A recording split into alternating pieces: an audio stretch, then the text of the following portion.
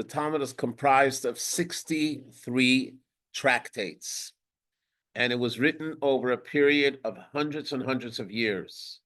As we're soon going to see, we're going to go a little deeper into it. The Babylonian Talmud, which was the Talmud that we go by, we also have the Jerusalemite Talmud, was concluded about 1,500 years ago. And for 1,500 years, people have been studying the Talmud and dwelling with it and trying to understand it. There have been some translations in later years, there's been commentaries, but the whole structure of the Talmud, the dialogue of the Talmud, the opinions in the Talmud is something which many people find a little, uneasy. So what we're going to try to do is make it easy. We're going to try to open it up to see what it is. Hi, Lenny.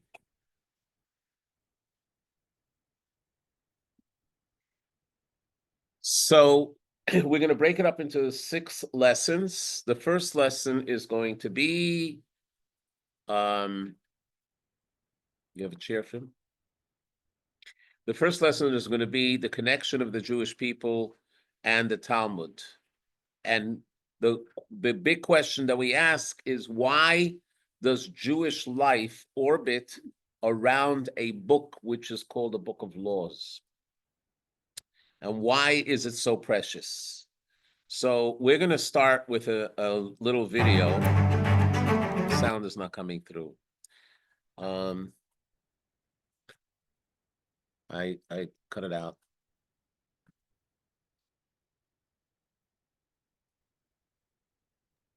I could hear that.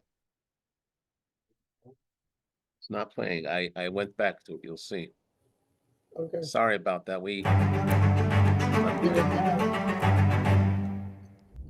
Okay, let's see now. Okay. March 3rd, 1240, was a Shabbat. But for the harassed Jews of medieval France, numbering as many as 100,000 souls, it was not to be a day of rest, but of unprecedented unrest. They were praying in their synagogues when the raid began. In cities and towns throughout the kingdom, agents of King Louis IX of France burst through the doors of Jewish houses of prayer and seized thousands of hapless prisoners. All the detainees were transported to Paris, where they were held in convents under strict guard to await their trial on accusations of grave crimes. For 3 long months, they languished in captivity until their collective trial began. Meanwhile, the Jews of the kingdom gathered continuously to storm the heavens on their behalf with fasting and prayer. 4 of the greatest luminaries of the French Jewish community, led by the highly respected Rabbi Yechiel of Paris, served as the prisoners' legal defense. Following the trial, the judges continued to debate the case for another 2 years, while European Jewry held its breath. Finally, in June of 1242, 24 wagons of tightly packed convicts rolled into Place de Grève, causing the Jews of France to emit a collective groan of horror. Place de Grève was a public square along the banks of the Seine River, notorious as the historic site of public executions, hangings, beheadings, and burnings at the stake. Throngs of Parisians lined the streets to enjoy the spectacle, while those of the Jewish faith remained hidden, terrified to venture from their homes. The prisoners had been found guilty and had been sentenced to extermination through public burning. The evil verdict was carried out with glee. But as they were consigned to the flames, there were no cries of agony or despair, nor was there a smell of burning flesh, because the prisoners were not people. They were books, thousands upon thousands of handwritten scrolls and codices, every copy of the Talmud that the king's agents could find in France, almost all of which had been sheltered in the nation's synagogues, had been arrested, put on trial, and condemned to public burning. The Jewish tradition was consigned to the fire that day, And as angry flames roared at their ancient wisdom, as their teachings rose as ash, and an inferno ingested their spiritual treasures, the Jewish communities of France were singed with grief and flung into mourning for their executed pages, for their martyred beliefs.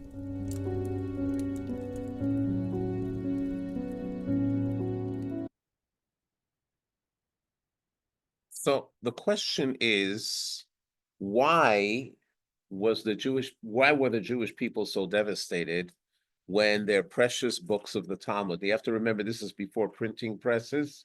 Everything was written on scrolls. The Talmud was written on scrolls. The commentaries were written on scrolls. Everything was confiscated and it was burnt. And the Jewish people felt as if they actually lost people when it was books. So much so, and as you know, the saddest day of the year, which laments the destruction of both temples, the first and second temple in Jerusalem, and it also laments the expulsion of the Jews from Israel, and it also laments the death of thousands upon thousands of Jews, both in the Babylonian times and in the Roman times. And that day is the 9th of Av, also known as Tisha B'Av. And at that day, we gather in the synagogue at night and in the morning, and we recite the Book of Lamentations, and we also recite the Book of Keynote. Keynote is not a keynote address. Keynote is the kind of lamentation where you cry out from the heart. And in the keynote that we say after the morning service, it speaks about all the tragedies that happened for the Jewish people from the time of the destruction of the first temple to the second temple, and then European atrocities as well, Mediterranean atrocities against the Jewish community. Now, 99% of the text of these lamentations speaks about the destruction of the community and the killing of the people. There is one kina which doesn't speak about the destruction of people, but it speaks about the destruction that was just illustrated on the video. And if you open up your book to page 3, we're just going to read a little bit of it. And by reading it, we can tell how the burning of the Talmud affected the Jewish people in France. This was written by a great rabbi by the name of Maharam of Rottenburg, which we're going to study about him in the next course, not the next lesson, in colorful personalities or colorful profiles. And this is what he writes. I will shed, he wrote it in Hebrew, but we're reading the translation. I will shed tears until they surge like a stream that will reach the graves of your two noble princes, Moses and Aaron. Where? On the mountain of Hor. And I will inquire of them, will a new version of the Torah be given? Is that why your columns were permitted to be burnt? In other words, what he's saying is, how could this happen that the most precious book, which is the Talmud, was destroyed? Is there a new Torah about to come? My soul is astonished. Can edibles ever taste sweet to my palate? Now that I've watched how they gathered your treasure into the city square, like the penalty of a Jewish city that strayed to idolatry and burnt the supernal treasure. So sometimes when you see the lamentation and the sadness of something that we had that is no longer here, we can understand how precious it is. But we don't even have to go into the negative. You just mentioned the word Talmud, and people have an interesting reaction. And I would say that the Talmud is probably in Judaism the most studied book up until today. It's sort of the standard bearer of Jewish life. The Talmud is not just the oral Torahs we're going to get to, but it created its own language.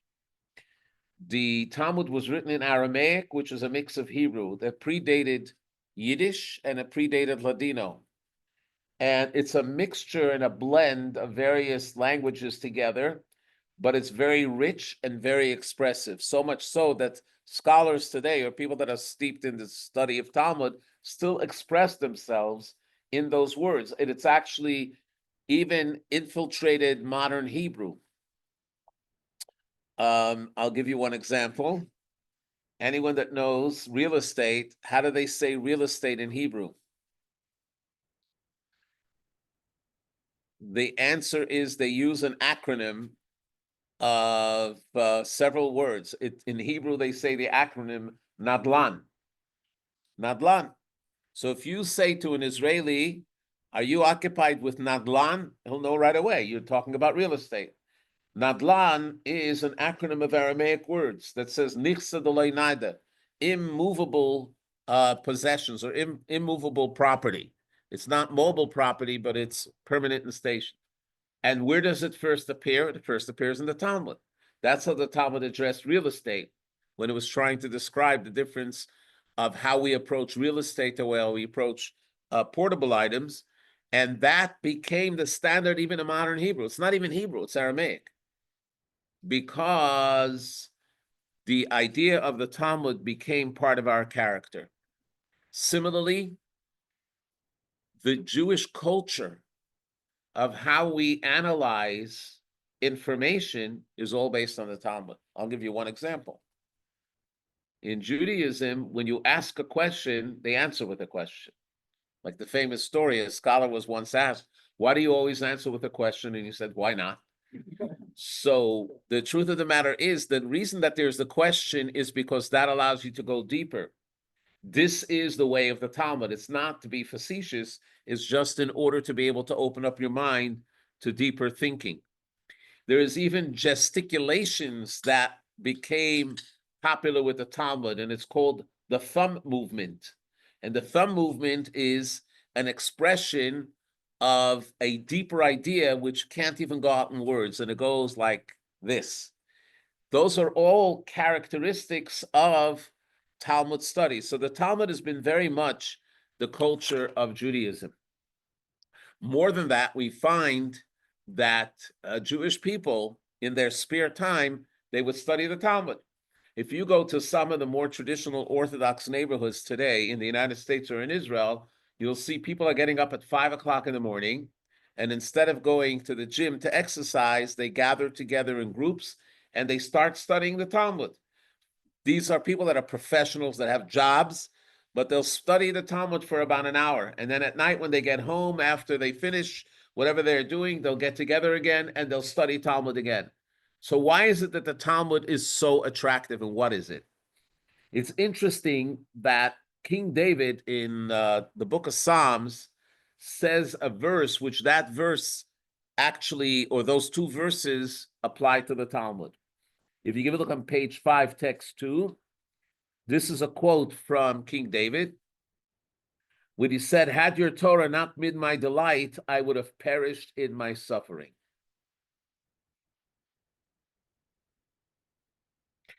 I want to stop for a second before I go to the next one. Actually, when we did a JLI Holocaust course, we were studying the soul of the Holocaust. The soul of the Holocaust means how did people retain their spirituality and their bond with God even in the hardest of times. And one of the stories that we read there was that there was a group of older men in one of the camps that they were assigned to a work site, which was off-site from the labor camp. It was about 5 miles or 6 miles. And every morning after lineup, they would have to run the 6 miles from the camp to the work site. And they were underfed, they were emaciated. They didn't wear warm clothes. They didn't have regular running shoes. They wore these hard wooden clogs. And if they slowed down, they were beaten by the Nazis or whipped by the Nazis. But what was interesting was that they had a rotation. And the rotation amongst the men was that every morning while they were running, one of the men had to recite an entire page of the Talmud by heart with explanations. And they were scholars because they studied the Talmud. So each day in the morning when they ran, they had somebody else that was saying. So while they were running, they were able to transcend their physical pain and get immersed in the study of the Talmud. And that is meant by this verse that was written thousands of years before. Had your Torah not been my delight, I would have perished in my suffering. That's what gave them life. And every day they looked forward either to teach or to learn a page in the Talmud. Next, it says, I will never forget your precepts because through them you preserve my life. That's not talking about Talmud study itself, but it's talking about the law. One more reading about the importance of the Talmud. This is written by a British historian by the name of Cecil Roth. He wrote more than 600 historical works on Jewish topics. Very well respected. So on page 6, he writes in text 3, the importance of Jewish life of the Talmud is not by any means purely academic. It comprises the accumulated wisdom of the Jewish people over many generations. The period of its redaction coincided with the growth of independent centers of life in far distant regions, cut off politically and linguistically from the former nuclei. The former nuclei was in Israel, but as Jews were being dispersed throughout the world, that is when they were mostly in Iraq, in Babylonia, they actually were redacting and putting together the Talmud. The Jewish people was about to enter an entirely different phase of its being in countries of which their fathers had never heard, in the face of difficulties hitherto unimaginable. But they possessed to bring with them in their new existence a code not merely of religion or law, but of civilization. The Talmud gave the Jew a fatherland which he could carry about with him when his own land was lost. And if he was able to maintain his identity in the course of the long centuries to come, under conditions such as no other people have ever been able to surmount, it is with the Talmud above all that the credit lies. One more story which doesn't mention here is when the Romans were taking over Israel and they were destroying the temple, and then they were going to put a lot of them in exile. So one of the great sages of the Talmud from the Mishnah, Rabbi Yochanan ben Zakkai, was smuggled out of Jerusalem to meet with the general that was in charge of conquering Rome. And he made a very positive impression on him, to the point where the general said, ask me one wish and I will grant it. Now, he knew that he couldn't ask to save Jerusalem because that was already decreed by the Roman government to destroy Jerusalem. So he said, give me the city of Yavne and its scholars. The city of Yavne is a town on the coast of Israel. It's south of Tel Aviv. It still exists, but that became the center of Jewish study. Eventually, they had to move to the Galilee, to the north of Israel, in a town called Tzipori. And there are still remnants of the original study halls and the mosaics that are there from the time of the formulation of the Talmud. What was Rabbi Yochanan's statement? Rabbi Yochanan's statement was that if I want to save Judaism and make sure that it remains, I need to preserve the Talmud.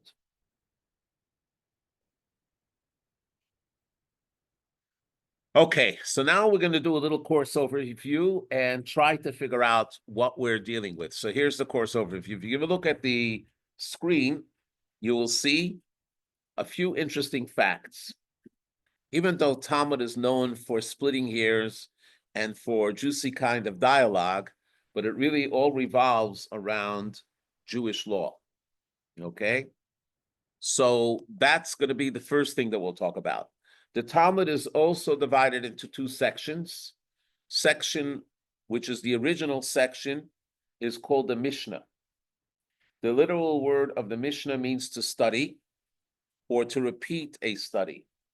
The Mishnah is written in a very concise form, and it has sometimes opinions of different sages, and then it gives you the law. That was the first book which codified the Jewish law, which was all given orally, as I will explain in a minute. But after the Mishnah, 400 years later, the sages were trying to figure out what the Mishnah said, but because it was written in code and so concise, they had to discuss it and decipher it.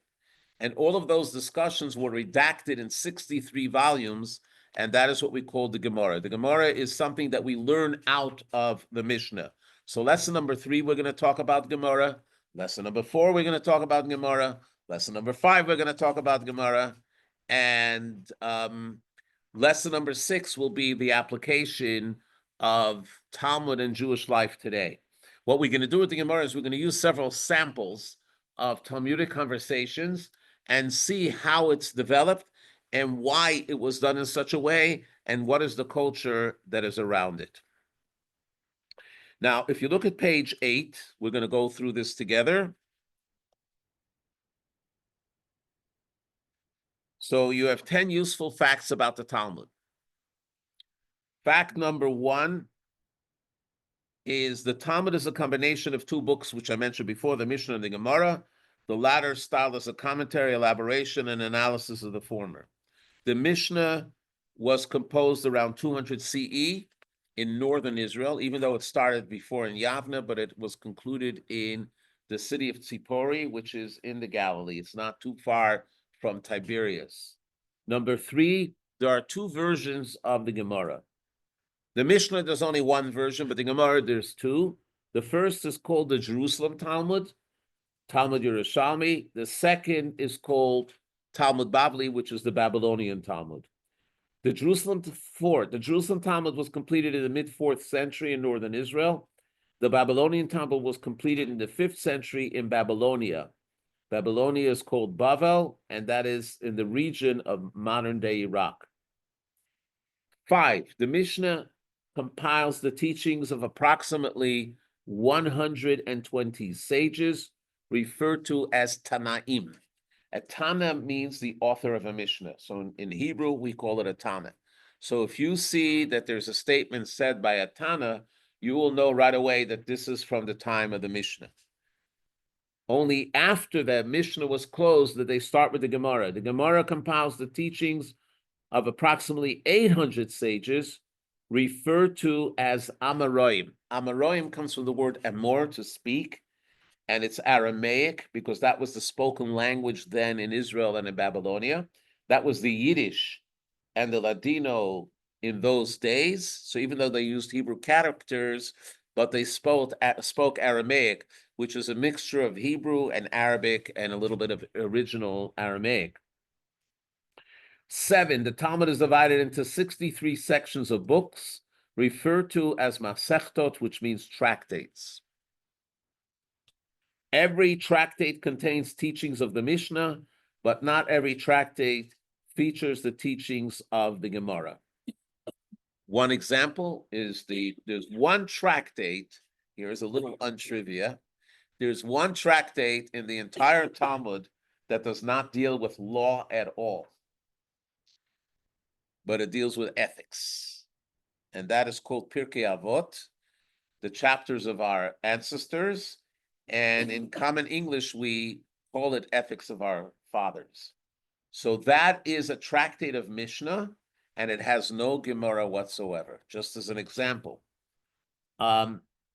Some tractates are treated in the Babylonian, some in the Jerusalem, some in both, and some in neither.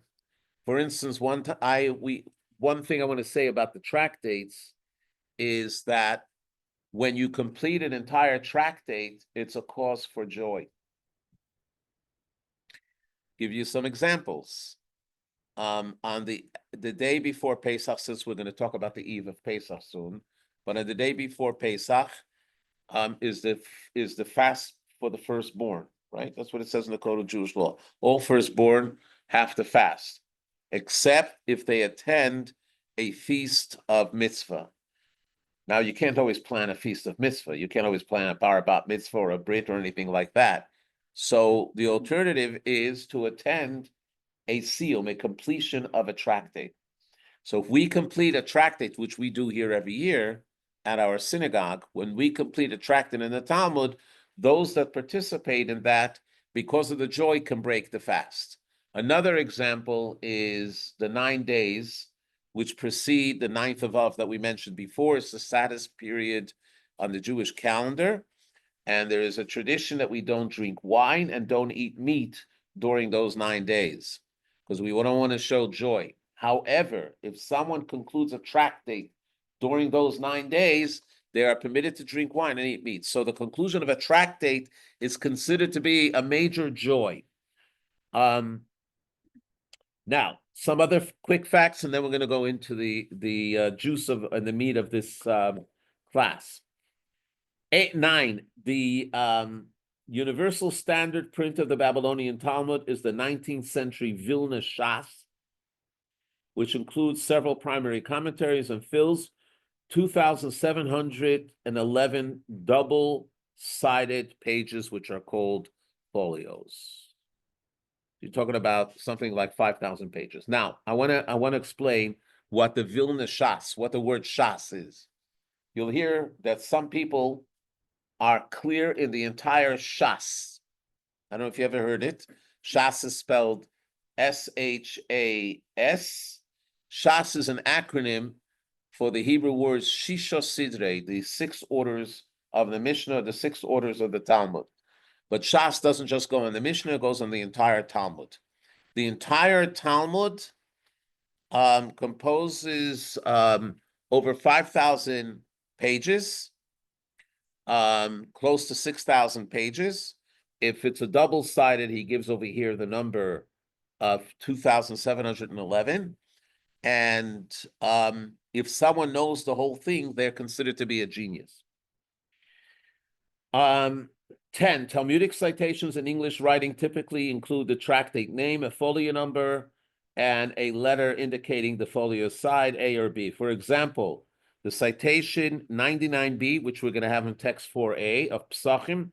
Psachim is the name of the tractate. 99 is the name of the page. The fact that it says B means it's the reverse side of that page. The Babylonian Talmud, since it was concluded later, and it also involved much more dialogue and many more sages, is the Talmud that most people study. Scholars also study the Jerusalemite Talmud, which is very insightful, but generally when you say the Talmud, it is the Babylonian Talmud. Okay, so that was a little bit of an understanding of how the Talmud is structured. Now, the other thing that I want to introduce is the word halakha. What does halakha mean? The word of halakha means to go. We translate it as a way of life, a path, a way of life for Jews. But halakha, really what it means is Jewish law. A lot of the Talmud deals with Jewish law. So we're going to get into this in a minute and see what kind of law it covers. But in order to do that, we're going to give you a sample of 4 different statements of the Talmud, and we're going to see what it is. So, for instance, the first one is text 4a. Let's read it in simplicity and see if we can make sense of it. This is taken from the Talmud tractate of Psachim, which Psachim deals with the laws of Pesach. All the laws of Pesach are found in the tractate of Psachim. So it says, on the eve of Passover, we may not eat from close to the time of Mincha until it's dark. Why? The commentaries explain, to ensure a hearty appetite for eating matzah at the Passover Seder later that night. Now, can you draw a conclusion from this statement? I will ask you a few questions. Number 1, what is the time of close to Mincha? You can really start praying Mincha about a half hour, 40 minutes after midday. So does it mean from midday tonight you're not supposed to eat? Or does it mean Mincha as close to sunset? Doesn't say. Another thing that it says is that you shouldn't eat. What shouldn't we eat? A meal? Can you eat a snack? Do you have to fast? So this is a statement from the Talmud and the Mishnah that has no explanation, and you have to go to the Gemara to try to understand it. And we're going to go to it, but I'm just giving you as an example. The second statement is about workers. If one hired, this is 4b, if one hired skilled workers and they deceived each other, you had nothing to do with it. They got into a fight with each other and they deceived each other. And they come to you and they say, it's under your watch, you're guilty. So the Talmud says they have no right to complain, but not to pursue they have only a right to complain, but not to pursue a financial claim. But it doesn't say who. Financial claim against each other, financial claim against the owner, the one that hired them. So it leaves it sort of like a code, but it doesn't go into it until you go to the Talmud. And we'll soon discuss why the Mishnah wrote it in such a way, and that will actually be in lesson 2. We'll find it fascinating how the Mishnah was documented. Okay, that's so here the first one was a law in regards to the holidays. The second one was in regards to civil interaction one with another. And the third one has to do with ritual purity.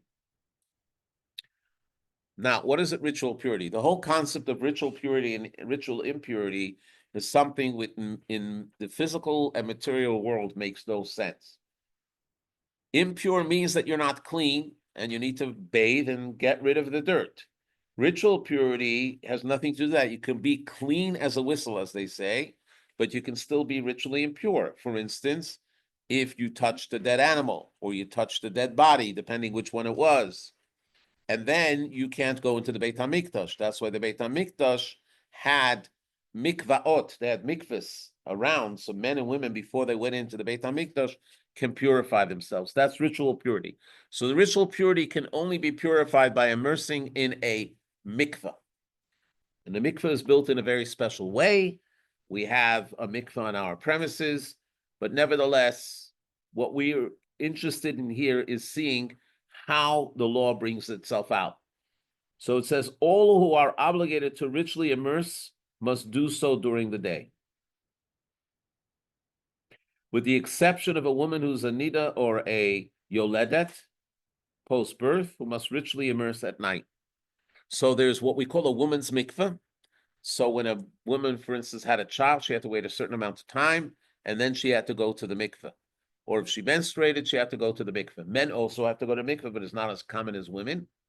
But this will apply to men as well. But it says for the women, they have to go at night. And anyone that hangs around our property knows that our mikveh lady, Yiska, makes sure that there should be no parking on the side of the mikveh to give people privacy. Okay. This doesn't explain much. We need to understand. What does it mean during the day? What does it mean during the night? When does the night start? When does the night end? So I'm not going into the laws of mikveh as much as I'm going in that the Mishnah is not defined. But you see that everything is regulated by times. You could have the same act of someone immersing in a mikveh. The woman will go to the mikveh if she touched a dead animal, so would the man, but that would be during the daytime. But for other impurities, they have to go at night. What's the meaning of that? And where do they learn this from? Okay, finally, the fourth one is very different. It doesn't talk about law. This is taken from the tractate of Makot, Sanhedrin. And those that study Pirkei Avot know that we always recite it before Pirkei Avot. It says, all of Israel, that's the real translation, Kol Yisrael, all of Israel, has a share in the world to come. As it is stated, your people are all righteous. They will inherit the land forever. They have the branch of my planting, the work of my hands, in which I shall take pride. Now, a few things I want to say about this. Number one, if you give a look at the first three, they're all halakha. They're all about Jewish law. The last one has nothing to do with Jewish law. It comes from the word agadata, which comes from the word agada, which agada means something that was told over from generation to generation. This statement also needs a lot of meaning. What does it mean that they have a part in the world to come? What is the world to come? Is the world to come life after death? Is the world to come after Mashiach comes? Another thing is that where does it say that in the verse? They quote the verse that all of your people are righteous and they will inherit the land. What land? The land of Israel? The land of the world to come? So there's again a lot of codes here because the Gemara, the Mishnah is written specifically in such a way that it's a closed book, and that's why you needed the Gemara. Okay, so that was a little sampling of that.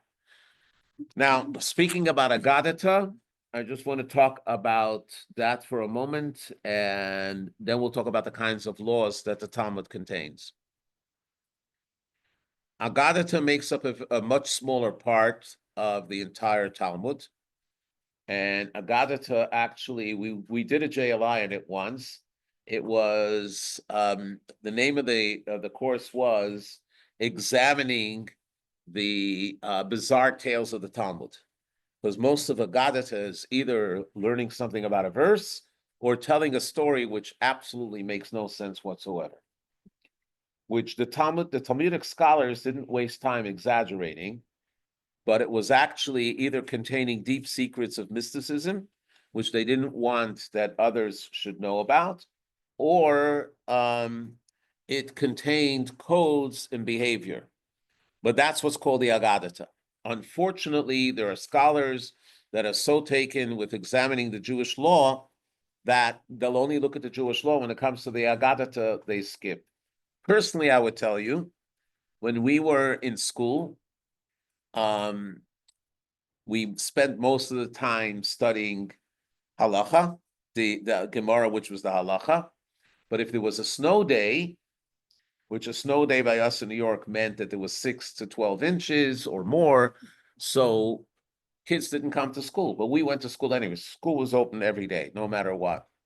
So we lived about 5 blocks away. We used to walk, what I say, we, my twin brother and I. And that day, our teacher would spend the time teaching us Agadata. And he would tell us all the deep mysteries of the Talmud. So we loved it. So Agadata is something which is very important, and we'll have a special class in one of these lessons of Agadata. So let's talk about the laws of the Talmud. Is it too warm here? Because we can make it cooler. Shlomo, do you mind making the air conditioning a little cooler? It was a very hot day today. I'm feeling, maybe because I'm too excited.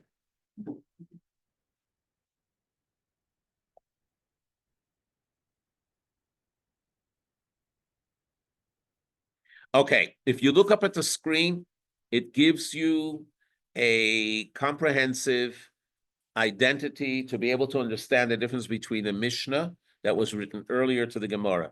The Mishnah is written like the code of Jewish law.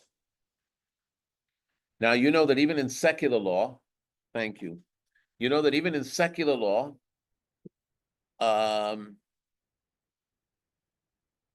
scholars can take the law the way it's written in the Constitution or the way the amendment was written, and if there's one word that's a little bit out of whack, they'll spend years and years trying to examine it and understand what was the real meaning about it.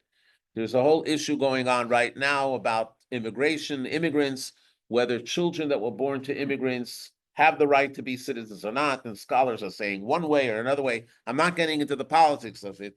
I'm just saying this is normal when a code is written. How much more so when the Mishnah was written? It was written in a code that the sages of the time understood. The sages that came later were trying to figure it out. So what they did was they did the analysis. And that analysis is part of the Gemara. But to get to the analysis was a very interesting road. So what kind of laws does we cover? Now, when we talk about studying law, if you think about it and you talk to someone, have you studied law lately? And you're not a lawyer, or you don't have an issue that's going to come up to court. So most of us don't study law unless it's something which is pertinent. I don't know how many people have a hobby of going to a law library and pulling out law books and just studying law for hours and hours. It usually doesn't happen, but it happens with the Talmud. So let's give a look at some of the laws, because generally when we talk about law, we have laws that prevent harm. They prevent people hurting each other. It could be preventing physical assault. It could prevent fraudulent activity. It could prevent ruining the environment. It could prevent having a bad product. This is all preventing harm. That's normal. Another thing is societal obligations, paying taxes, or zoning laws. So if you live in a neighborhood and you decide that you want to build something that is not according to the zoning will tell you can't have it.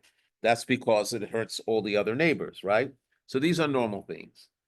And then you have laws that regulate social interaction.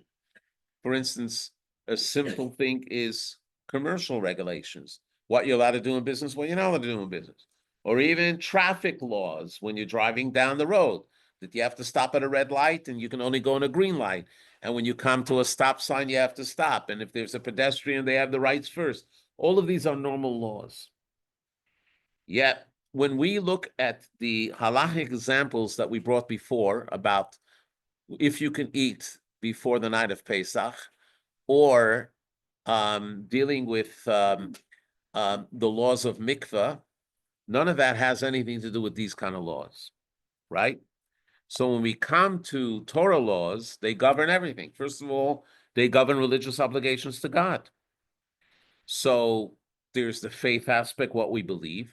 There's the mitzvahs that we have to do, and which we're obligated, like keeping the Shabbat, for instance, or kosher. Then you have laws that regulate things that are prohibited. For instance, as I said, kosher. That's why they have the cow up there. Prohibited relations, adultery, which is prohibited according to Jewish law, and other things of that nature, which is religious in nature. Then we have special holidays on the calendar.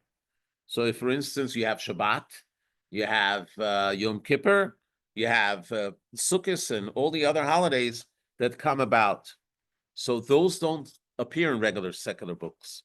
This is what appears in Shabbat. Then you have agricultural practices. What would you think is there with agricultural practices? By the way, when I first moved to Charlotte with my wife, Mariashi, I was approached by a few people in the community. One was Herman Blumenthal of blessed memory. The other one was Marvin Beanstalk of blessed memory.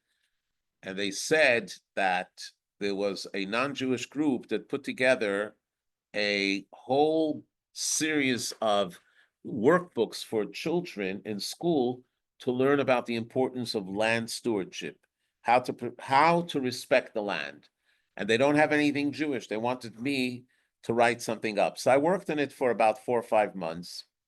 And basically the framework of my book was the agricultural laws that govern the Jewish people. The land of Israel, where there's the concept of tithing and the sabbatical year, not eating from a tree the first 3 years, how to protect the ground and all of that. And I submitted it. I didn't even know what was done with it. A few years later, I went to a place and I saw the books were there in the Hebrew schools of different temples. And I see the book and it had my name in it. But I was just surprised. But where did I get it from? I got it from there. Okay. Another aspect is worship that's done in the Holy Temple. A lot of the Talmud deals about the services that were done in the Holy Temple, which you might ask, it's not even relevant today, but nevertheless, it's there. Ritual purity or impurity, which we talked about before. And then we have sometimes strange, bizarre laws. Give you an example.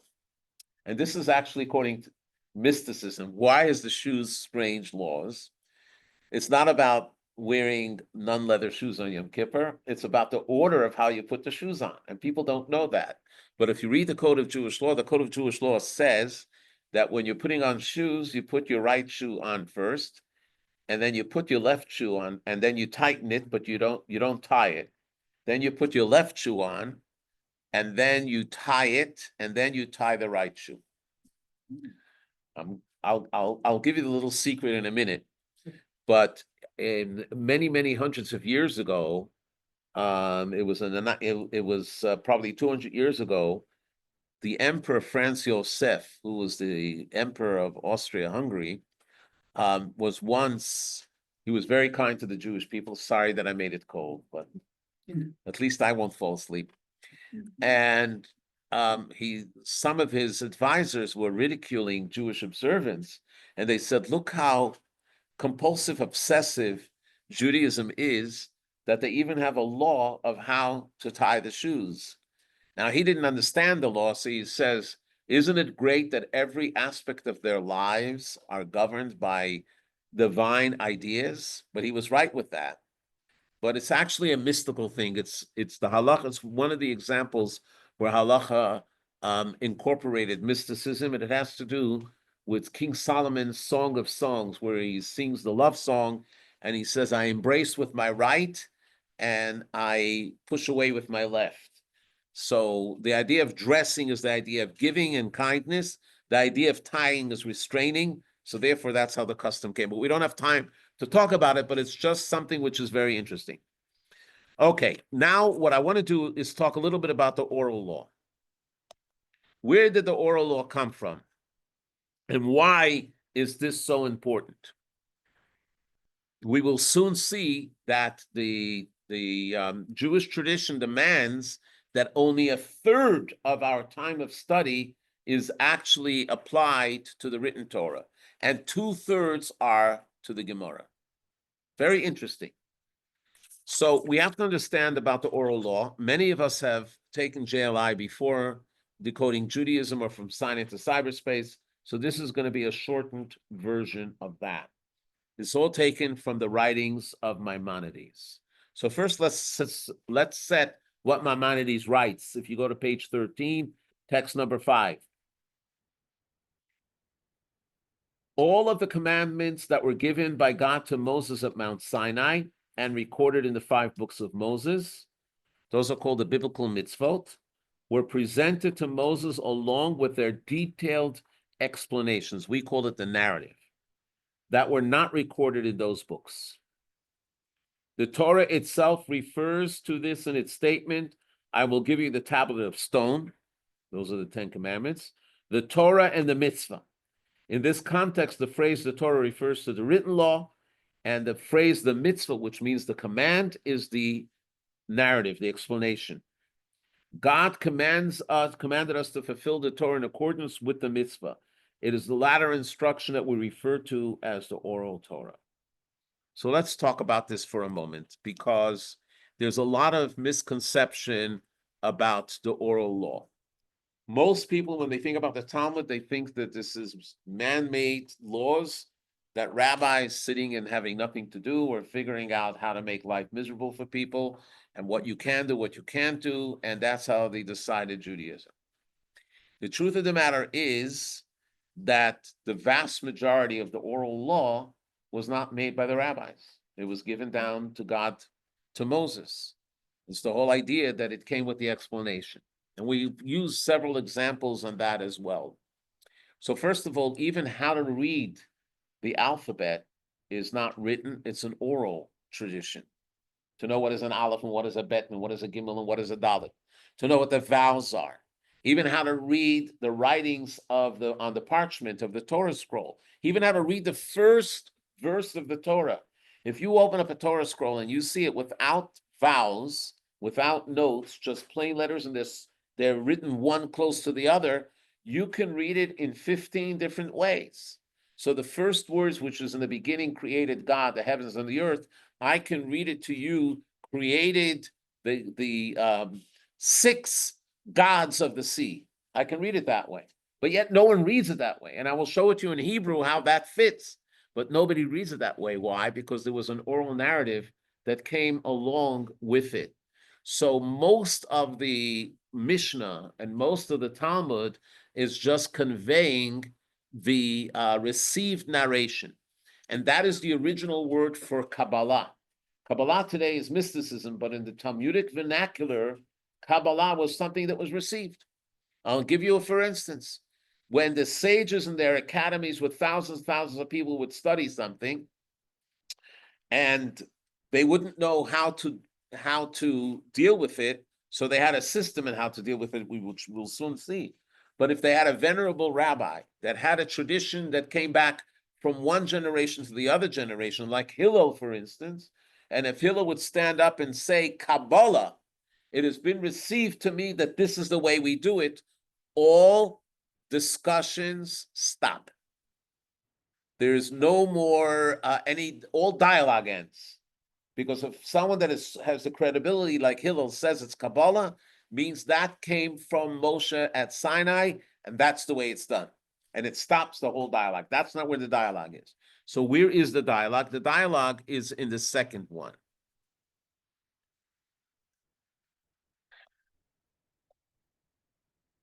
We'll get to it. So here are the steps. There's the written Torah.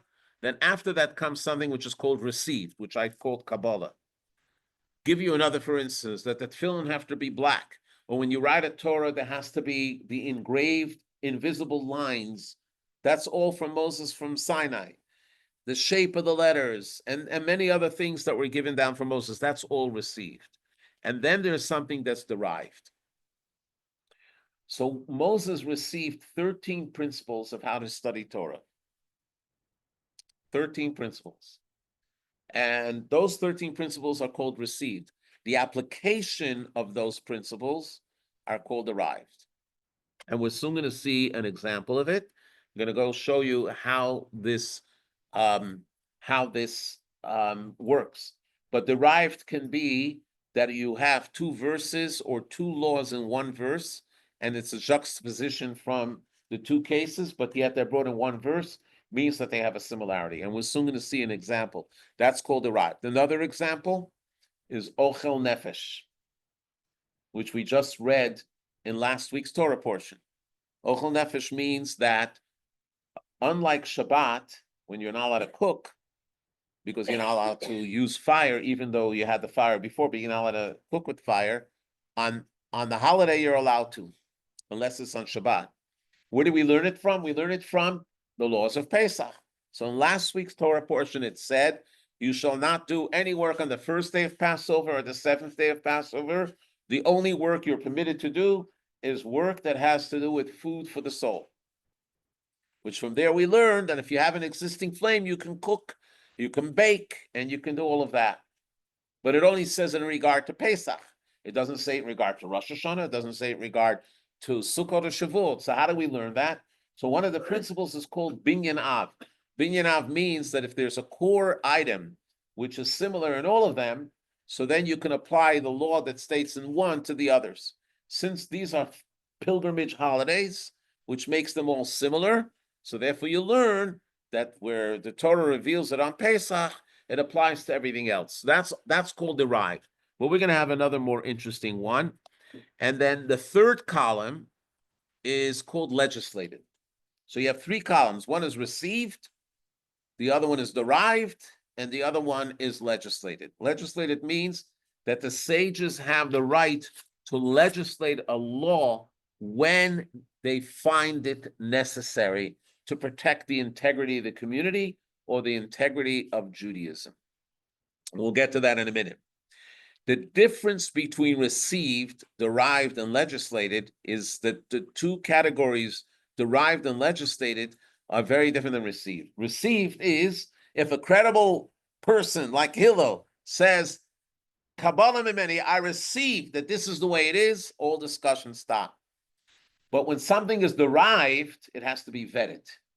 It has to be vetted by the academies. They have to do all kinds of research. So when you talk about the house of Hillel and the house of Shammai, it wasn't just Shammai himself and Hillel himself. It was all of the academicians, all of the sages that were learning with him. And sometimes you're talking about thousands of scholars in Babylonia that they would sort of become the debate team. And they would do all the research. And only after the majority ruled in one way, then did they say that this derived idea is accepted. But you couldn't have a small group to say, I derive from the Torah based on the principles, this is the way you have to behave. If it wasn't accepted by the majority, then it wasn't accepted. Similarly with legislation.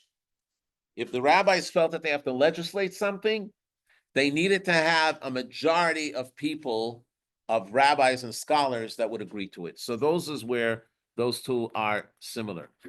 Let's give a look at one more text, and then we're going to go to the interesting example. Okay?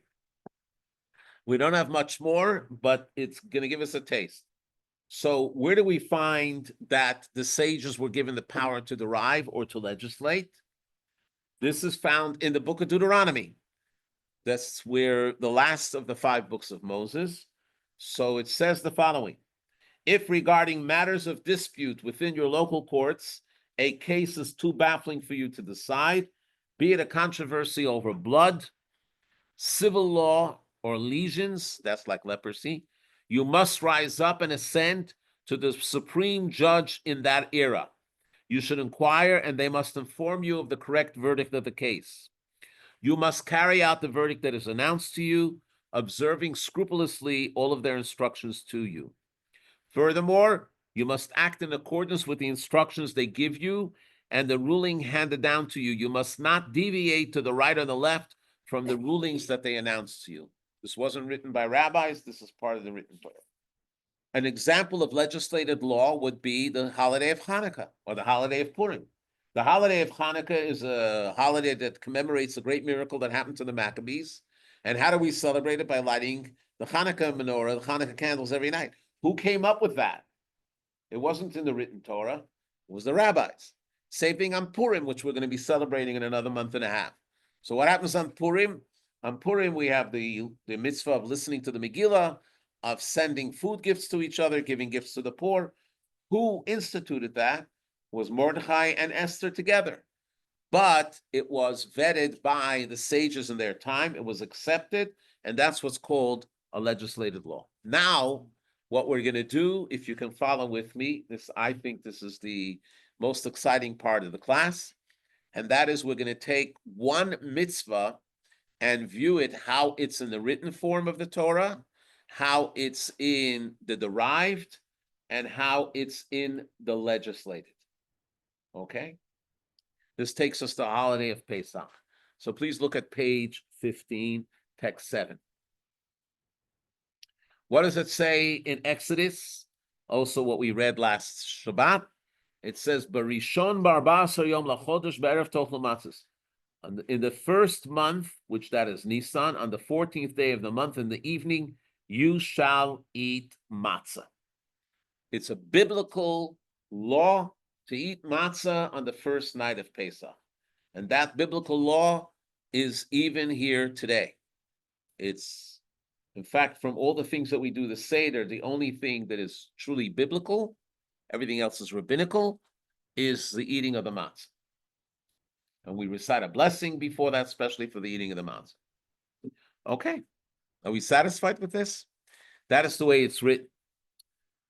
But think about it. How many matzahs are you supposed to eat? 1, 2, 3. Is there a minimum amount required? How do we know how much matzah to eat? So there is an answer, and that was received. That's an example of received. What was received? Received was that the minimum measurement of food that constitutes food that you eat is the size of an olive. What does it mean, the size of an olive? If you take matzah and you grind it into matzah meal, and it's a hefty, plump olive, that's the amount of matzah that you have to eat. If you have a shmura matzah, it's approximately a half a matzah. So, which means that on the night of Pesach, we are all obligated, men, women, and children, to eat at least a half of matzah. Now, we eat more than that, and there's a reason why we eat 2 half matzahs. We eat more because of the afikomen, but the minimum that we have to do is what we call the olive size. In Hebrew, it's called the kazayit. Now, it's not written in the Torah anywhere.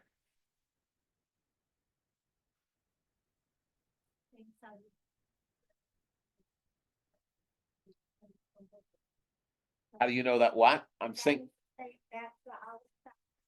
No, we don't. So let me correct. Let me correct the perception here. We know what the size of an olive is. We know how much it is in ounces.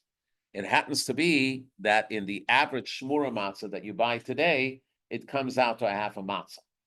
But if the matzah was rolled very, very thin, it probably will be more than a half. If it was very, very thick, it could be less than a half.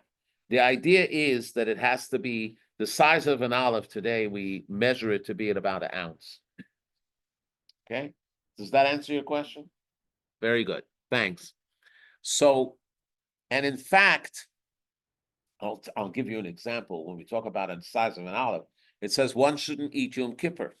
What if someone needs to eat Yom Kippur because they're not healthy? So the rabbi will ask the patient to ask the doctor, if they don't have to eat a whole meal at one time, can they eat less than an olive every 10 minutes or so. So this way, even though they're eating, but they're not eating what's called the measurement that constitutes eating.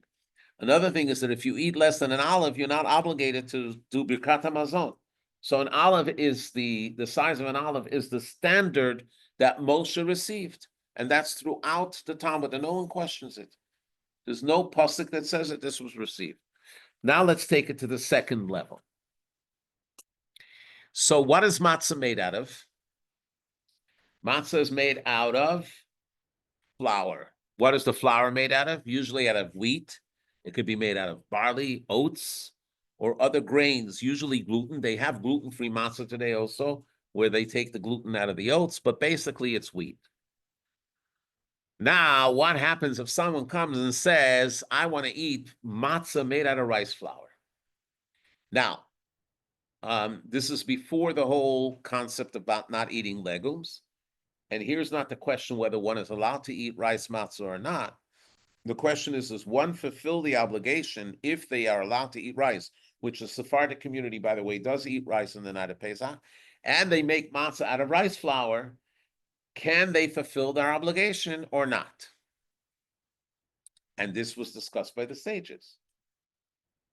Nowhere in the Torah does it say what matzah has to be made out of. So could be they can make it out of flour, rice flour. So here you have to rely on the derived. What is the derived? In the same verse that it says, you shall not eat chametz all 7 days. And what is chametz? Anything that is made from the 5 grains. Right after that, it says, you shall eat matzah. So the sages said, why is there this juxtaposition, like in one verse, no one eat chametz, eat matzah? That is to teach us, and that's where the derived comes in, that the only thing that the only ingredients that you can use for matzah is what can become chametz.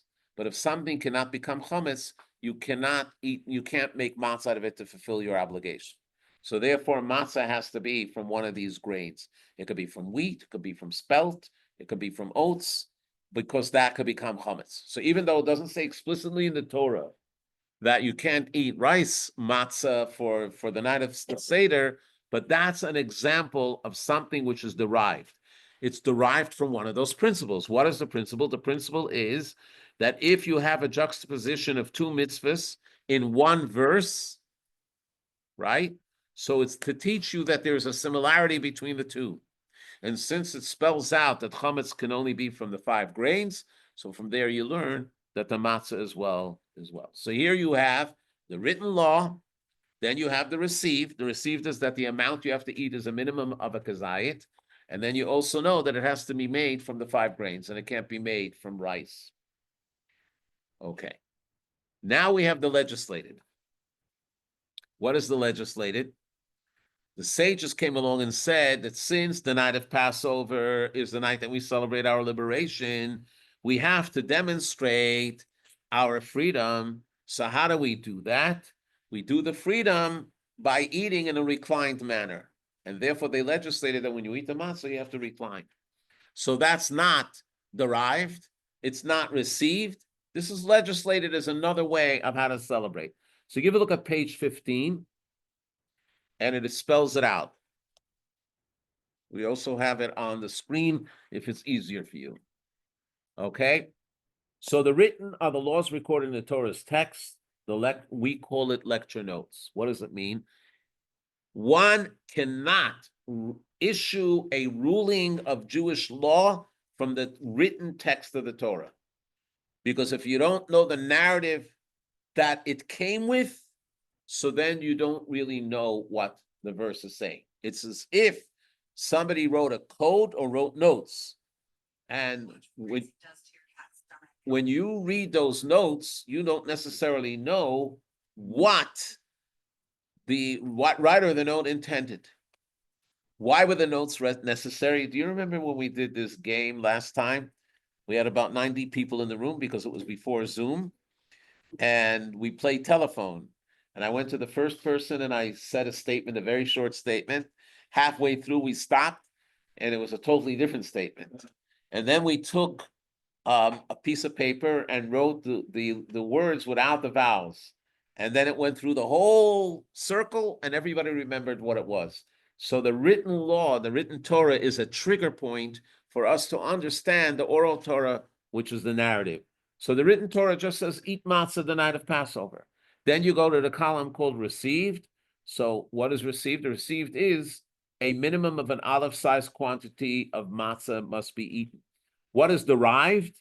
Derived is to know which matzah, what wheat can you use. So it can only be from flour that can become leavened bread. And then you have the legislated, which we talked about before, which is the eating while reclining.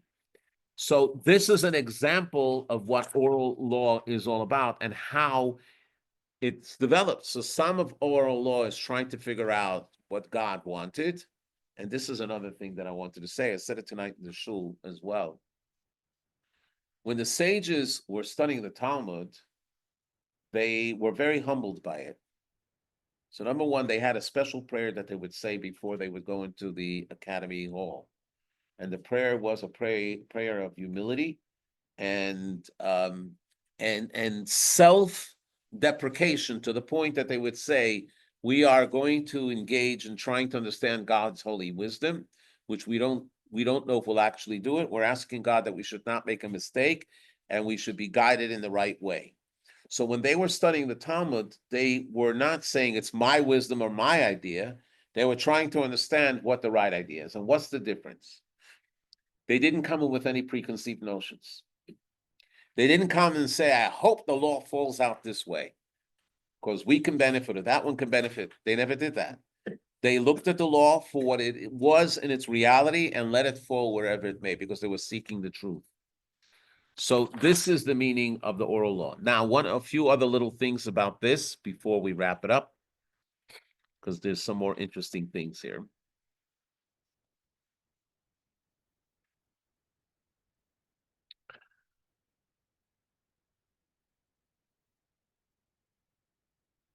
Any questions before I go on?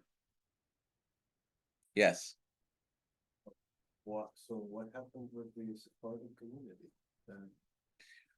I only brought it as an example. We'll talk about it later. So let me just say one thing about it. What happened with the Sephardic community?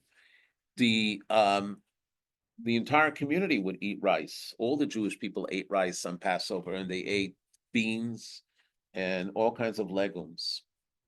The question is, the Ashkenazi community, why did they prohibit it? So, two things that I want to say. First of all, Maimonides writes very clearly that all of the legislated laws that were written in the time of the Talmud were universally binding, because since the Talmud was written in a region where Jews were all together, so anything that the Talmud legislated was binding on Jews in every community. Once Jews were dispersed in many, many communities, then it became regional. The Sfard means Spain. So Spain was the headquarters for all the Mediterranean countries. And then you had Ashkenaz. Ashkenaz is Germany. So that was the headquarters for Europe, West and East Europe, even though Spain is in Europe, but Spain was already dealing with the Mediterranean countries, the Arab country, the Mizrahi countries. So the customs that were in Spain that went to all the other countries were not necessarily all accepted in the European countries, and neither were the European customs accepted there. One of the starkest examples is when it comes to Passover. So if you go to the Seder table of an Ashkenazi Jew, you won't find rice or beans or anything like that. Prohibited, doesn't even come in. Hummus at the Seder table, it's unheard of. But you go into the Sephardic, it's all there. And they're just as kosher as we are. Now, we are bound, if we're Ashkenazic, we're bound by the Ashkenazi custom. If you're Sephardic, you're bound by the Sephardic custom. Now, I remember when there was a mass exodus of Iranian youth that came out of Iran when the Shah was overthrown in 1980, and Chabad was very involved in rescuing a lot of these kids, and they had a public Seder for them. And the Rebbe wrote a note to the organizer to make sure that they have rice at their Seder. So even though the Rebbe himself was Ashkenazi, and we were Ashkenazi, and it was in Brooklyn in the Ashkenazic neighborhood, but he said since that's their custom, they should follow it. So it's universally binding. So yes, Lenny. Not looking for that. I just want to point out what occurs to me. I'm not looking for a response, but what occurs to me is if a Sfard marries an Ashkenaz, what they're gonna do at their table.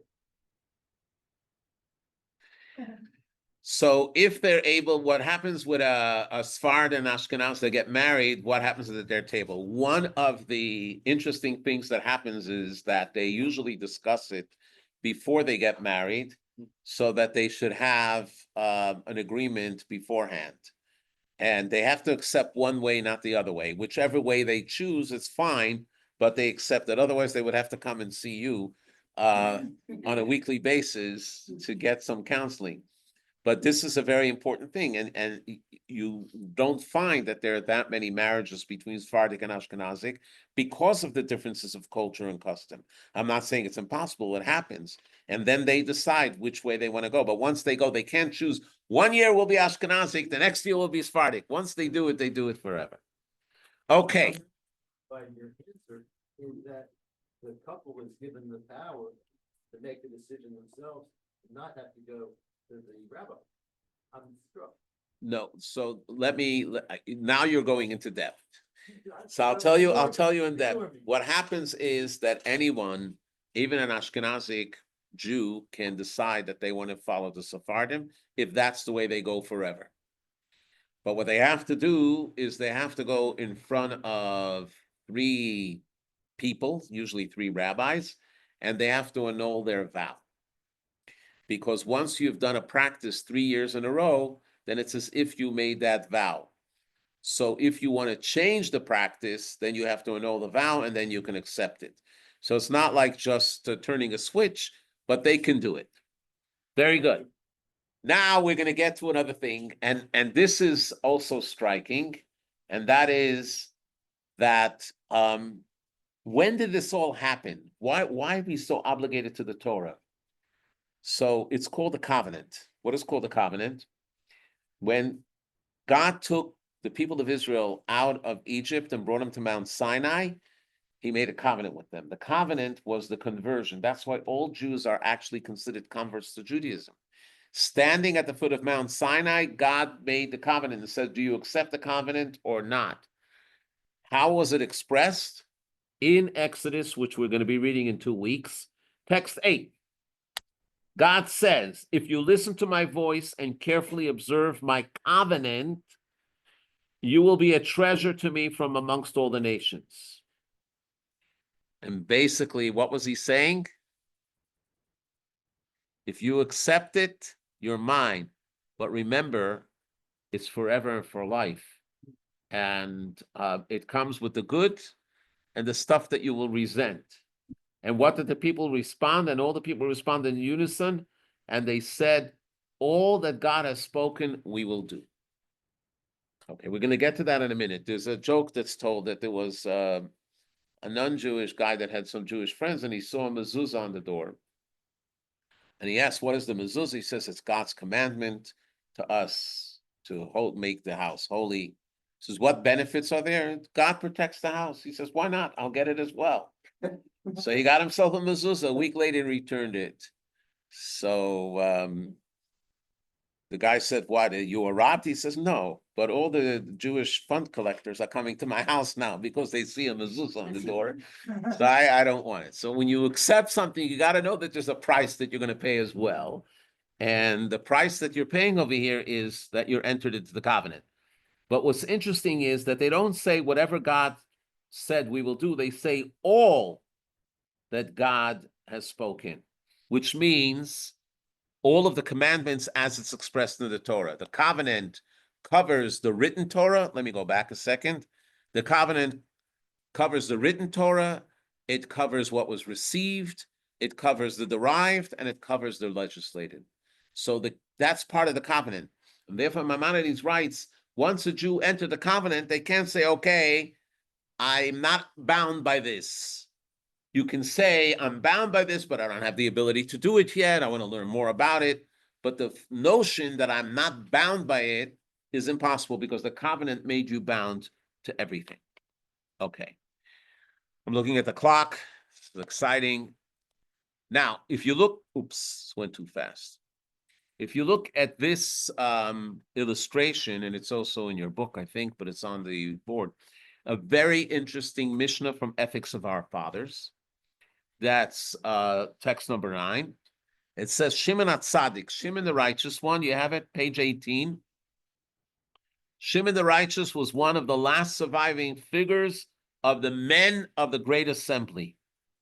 The men of the Great Assembly were pre the Tanaim. They were pre the Mishnah.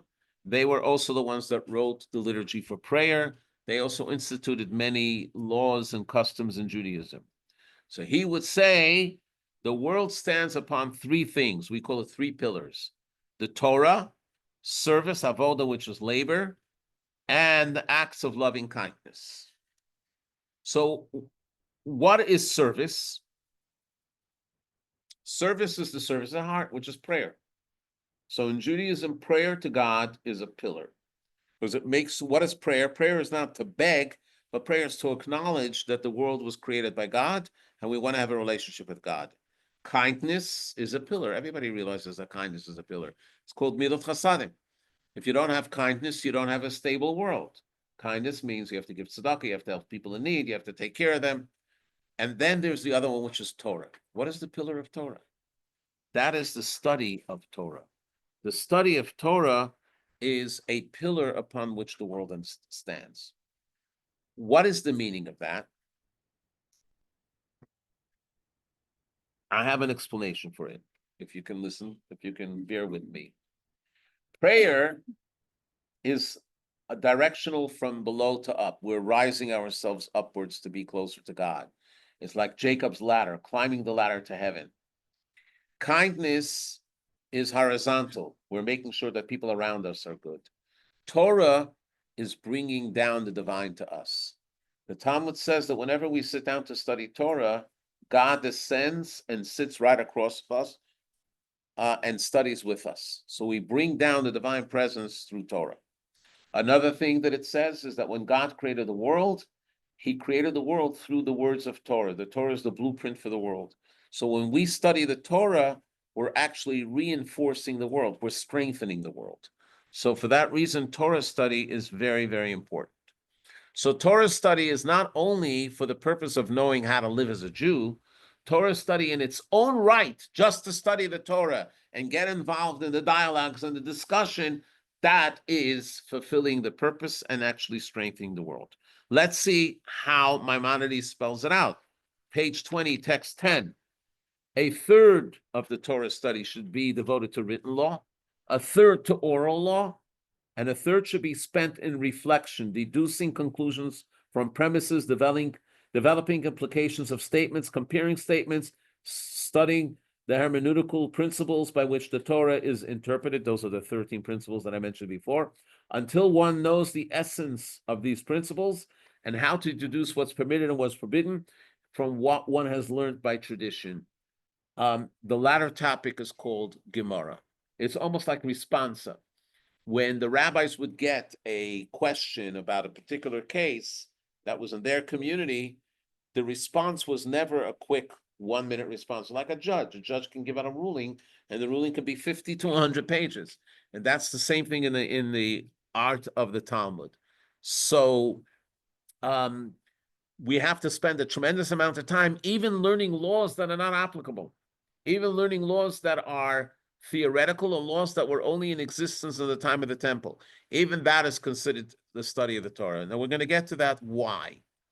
So why did you study Torah, especially Halakha? Halakha is Jewish law. Halakha is actually the highest level of Torah study, even though we need to study Pilpul as well, but Halakha is considered the highest because that is the desire of God. And we'll have a chance to talk about it later in the course. So why do people study? So the most common answer is that people want to know how to act.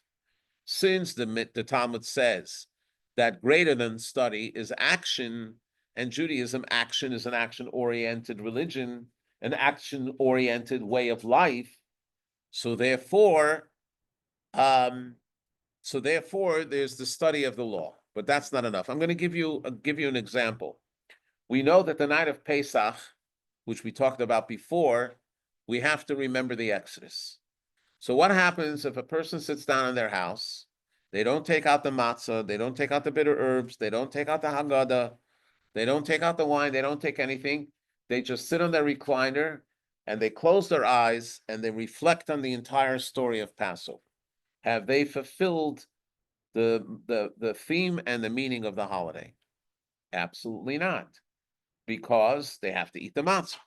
They have to recite the words of the Haggadah. They have to eat the maror. They have to drink the wine. They have to do the whole Seder, because the action is what's most important. The thought is nice, but the action is what carries it. And in Judaism, it's very important. So that's why people say you have to do it. But that doesn't answer the question. Why doesn't it answer the question? Because there's so many things that we study that has nothing to do with action that we do. A lot of it is even theoretical. Or like the Torah will sometimes bring cases that can never happen and we still have to study it. And this is where I want to leave the last 8 minutes to describe that. So we're going to come across something which is very interesting, that studying Torah is included in serving God. It's considered one of the ways of worshiping God. This is from a letter that was written in Russian by Rabbi Shneur Zalman of Liadi in the time of the Tsar's government, because it was a whole big claim against him and the Hasidic movement, and he wrote his defense. So if you look at page 23, and this was just found now in the 90s from the records that they had in Russia. And it was translated into Hebrew, it was translated into English, and the Russians that read Russia love reading it in Russian. So what we refer to in our Russian language as Boga Malitsia. You know what Boga means in Russian? Don't say God. That is correct. Malitsia, divine service, is divided by us Jews in 2 parts. The first is the reading and the studying of the scriptures, the Talmud, Midrashim, and their commentaries, as well as the study of the legal codes that summarize the laws of the Talmud. The second is the concept of prayer. Now, most people, when you ask them, how do you worship God? When you go to a house of worship, what do you do there? They'll say, we pray to God. We do good deeds. And if we study the Bible, it's only to inspire us to pray better. Here he's saying that the actual study of Torah is part of the way we worship God. So why is that? So to understand it, we have to understand the following. And give me just a few minutes, even if we don't read the rest of the text, because to me, I think this is the most important part. God is unfathomable, right? God is beyond infinite, right? We're finite, and we don't even say God is infinite, because if you say God is infinite, that's already a description. God is beyond description. To God, finite and infinite are all the same. So how is it possible for us to have a relationship with God? Where's the interface between us and God? So some say that God is so great that he allowed himself to have a relationship with us because he so desired. That's nice, but that kind of relationship is a relationship that is foisted upon us. It's not a rational relationship. It's not something that resonates with us. So the Alter Rebbe writes in Tanya something which is fascinating and says the following. He quotes Maimonides. Maimonides says that the existence of God is different than the existence of anything that we can imagine. Whereby us, you have a human being. The human being has a brain and has a heart. So the brain is one component, the heart is another component. The brain has wisdom. The wisdom could be put in, it could be taken out, and it could be replaced with other wisdom. The same thing is with feelings. We can have a feeling one way, and then the next day we can have a feeling another way. He says, by God, he is the knowledge and he's one with the knowledge. He is the wisdom and he's one with the wisdom. The wisdom is not a separate entity from God. It is the essence of God, which can be found in the wisdom. And the only entity that has that power is God. So when God takes his wisdom and his desire and he distills it at a level, that the level is something that can be understood by the human being, which is where in the Torah, because the Torah is called the Torah of God, the wisdom of God, and our mind can grasp it. So our mind is becoming one with the wisdom of God because you ingest it. We're talking about studying it and connecting with it, and it becomes one with us. So just by becoming one with the wisdom of God, we're one with God as well. And he writes the following thing, which is not quoted here, that there is no other unity that is comparable to that level of unity, where we become one with God through studying his desire. Here he says it in an introduction. Let's give a look at text 13. Halakha is God's wisdom and will. For it arose in God's will that if, for example, Ruvain pleads in one way and Shimon pleads in another, the verdict should be such and such, because that's what the Talmud does.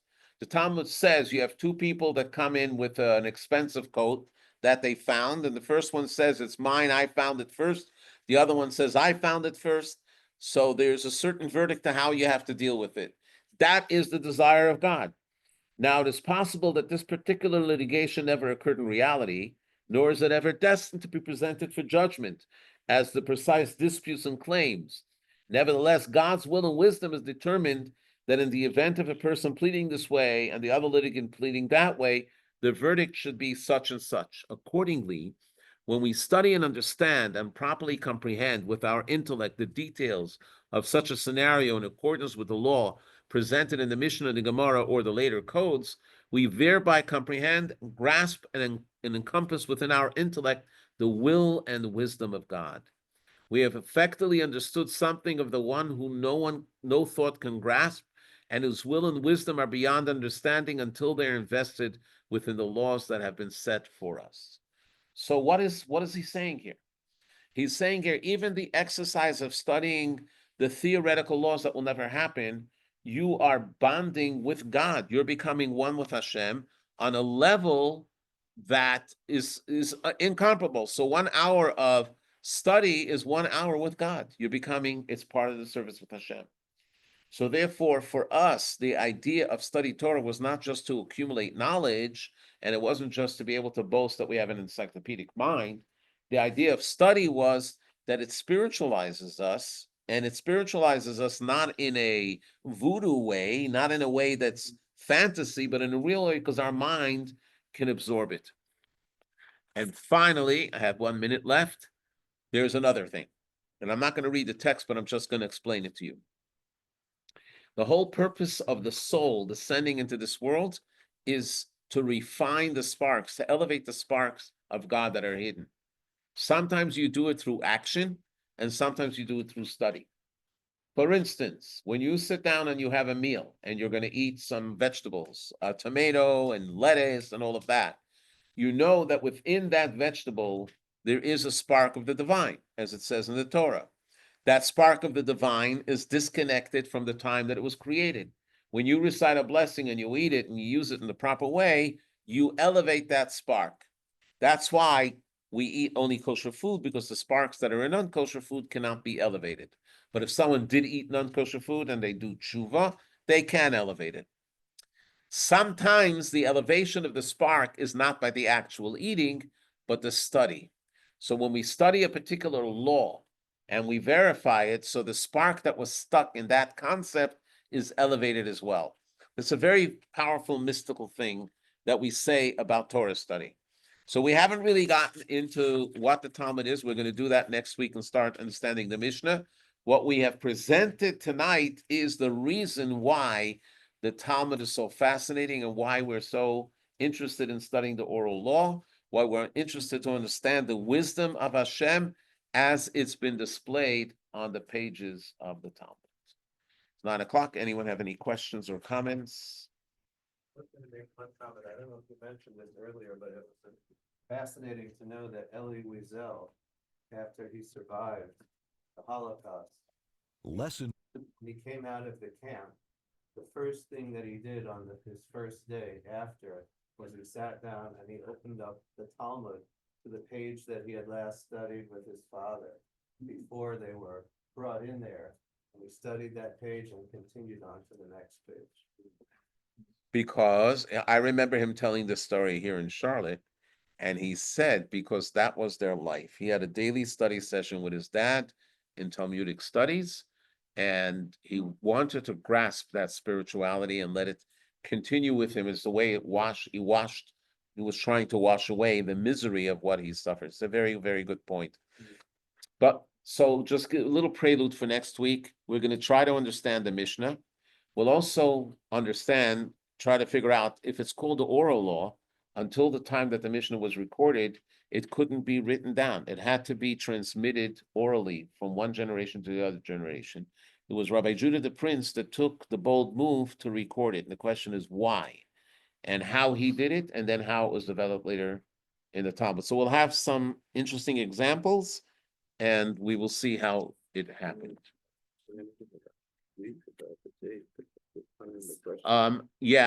That's a good point. The main event from the Federation was supposed to be a few days ago, I think. Last Thursday. We just got notice yesterday that they rescheduled it for Tuesday in a week from tonight. The speaker is a fantastic speaker. He's one of the greatest defenders of Israel. And I don't want to deprive anyone from going and hearing him. So we'll probably want to shift the date to another date instead of Tuesday night. And the question is, would Wednesday night work or Monday night? I can do Wednesday night. It's not a problem. So it's something that happened. It was unfortunate that he couldn't come. There was a death in his family, so it didn't allow him to come. But in order to accommodate that, people should be able to hear him, because I think he has a lot to say. And he's dynamic, he's articulate. So I would encourage you to go, and we will let everybody know that it's Wednesday. Thank you very much. Thank you all. Thank you, Rabbi. Very good. Wednesdays are great.